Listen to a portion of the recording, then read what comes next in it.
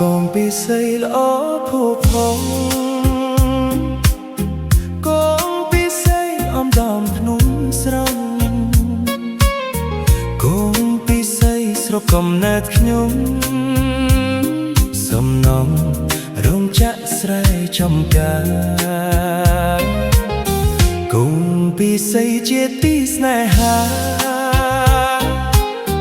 កងពីស័យល្បីគ្រប់ទីសាស្រីរំទុំប្រប្រសងហាគ្រប់គ្នាប្រាថ្នាចង់រៀបការទំនប់អូត្រែងងៀលមច្ឆាទំនប់ស្លាទៅមកទស្សនាបងលែបងកាសម្បូរហីហោ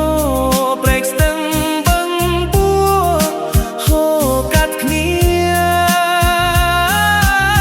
ប្រជាគ្រប់គ្នាមានភាពប្រសើ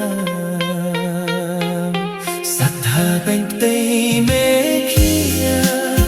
សន្តិភាពពេញព្រៀបរីកចម្រើនសុខគង់ពិសីអ្វីក៏មានរោងចក្រសង់ជាច្រើន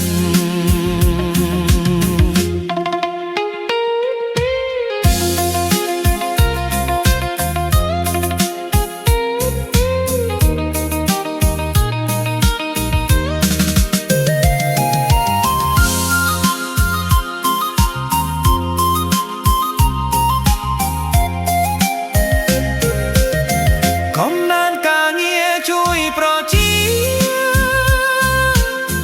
ទៅមកឆ្កដំណើរសុខជាមានស្ពានផ្លូវទៅសាលារៀនវត្តអារាមល្អប្រជាសរសើរសត្វថាពេញផ្ទៃមេ